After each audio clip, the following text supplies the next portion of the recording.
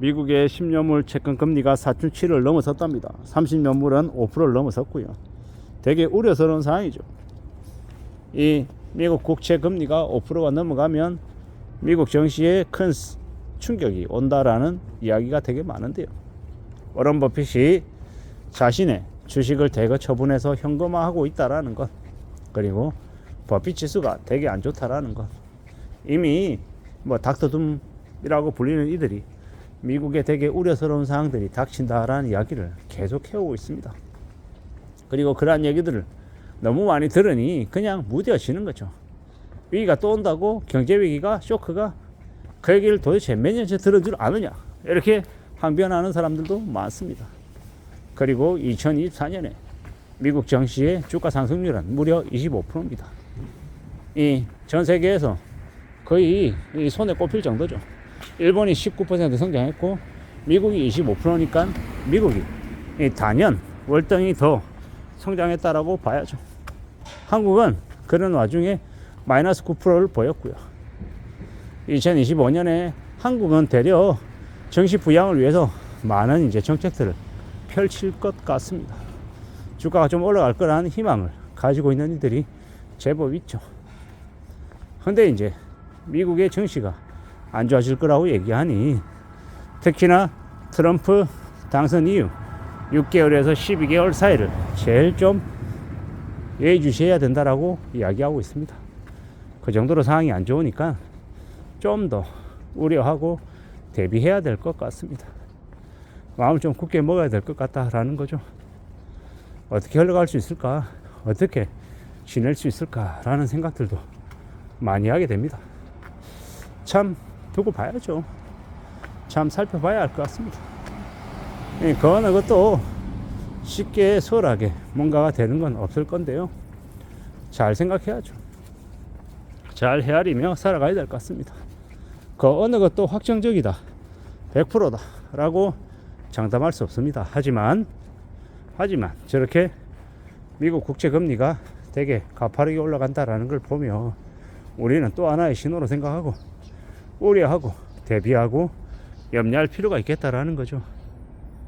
조심하는 게 나쁜 게 아니다라고 말씀드립니다.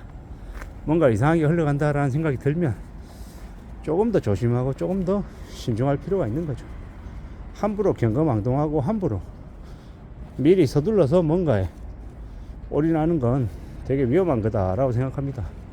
특히나 요즘 와서는 드는 생각이, 미국 증시에서 미국 ETF를 하는 건 좀 많이 우려스러운 일이라고 생각하는데, 이렇게 얘기해도 이제 말 안 듣는 사람들도 많아요.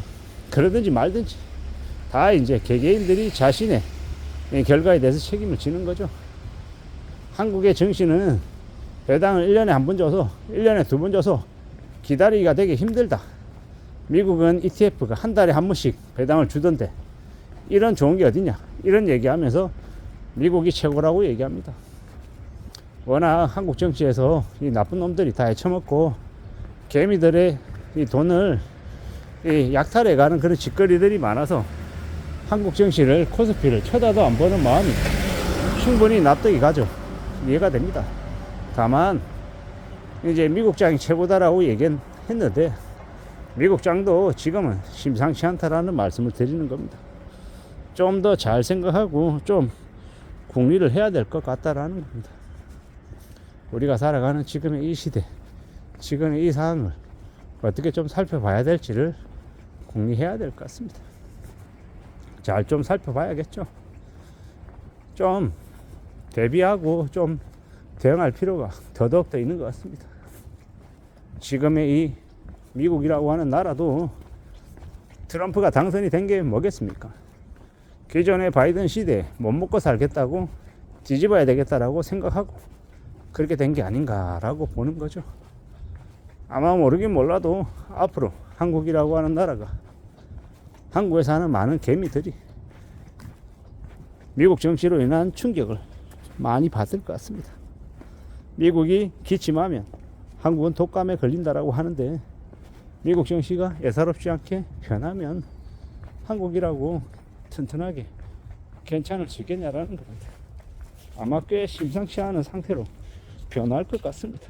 심상치 않게 변하면, 꽤 안 좋아지면 그로 인한 충격이 결코 적지 않을 것 같습니다. 마음을 단단히 먹고 지내야 되는데, 좀 더 각오를 해야 되는데, 과연 괜찮을지 어떨지는 지켜봐야 할 것 같습니다. 엄청난 쓰나미가 닥쳐온다라는 얘기가 계속 있습니다. 그런 얘기가 들 때마다 어떻게 해야 되겠습니까? 좀 더 신중하게 지내고 좀 심사숙고할 필요가 있겠다라는 겁니다. 세상 그 어느 것도 100%라고 확정은 못한다. 하지만 언제 어떻게 닥칠지 모르는 어려움, 그 위기를 생각해야겠다라는 거죠. 그래야 되지 않을까라고 보는 겁니다. 천천히 조심하고 또 조심하며 지내보자고요. 결코 그냥 뭔가가 되는 건 없는 것 같습니다. 조심하고 또 조심해야죠. 마음을 단단히 먹어보자고요. 위험한 시대를 살아가는데 그냥 괜찮을 거라고 생각하고 마냥 안심하고 사는 건 아닌 것 같습니다. 심사숙고하고 좀 더 따져보고 여러 사람들에게 물어보고 최대한 나눠서 분산 투자하고 이상하다 안 좋다라는 얘기가 들리면 많이 위험하다는 얘기가 들리면 최대한 빨리 손절해서 그 리스크로부터 저 멀리 떨어져 있는 게 좋을 것 같습니다. 아무리 이렇게 얘기해도 안 되는 사람들, 자기 고집 있는 사람들, 각자 자기의 신념에 따라서 살아가는 거죠. 손해를 보든 이익을 보든 다 개개인들의 몫이다라는 말씀을 드립니다. 누군가가 사라고 해서 사고 팔라고 해서 파는 게 아니라 얘기 들어보고 심사숙고하고 최종 결정은 각자 자기가 내리는 게 제일 맞는 것 같습니다. 지금의 시대는, 특히나 우리가 살아가는 지금 현재는 언제 어떻게 어떤 일이 벌어질지 모르는 매우 불확실한 시대다 라고 생각하고 지내야 될 것 같습니다. 함부로 뭔가를 믿고 그 하나에 올인하는 것만큼 위험한 게 없다라고 생각합니다. 신중해야죠. 좀 더 조심하고 좀 더 따져보고요. 그렇게 하나씩 둘씩 차근차근 살펴가며 살아가는 게 제일 좋을 것 같습니다. 함부로 욕심 부리지 말자.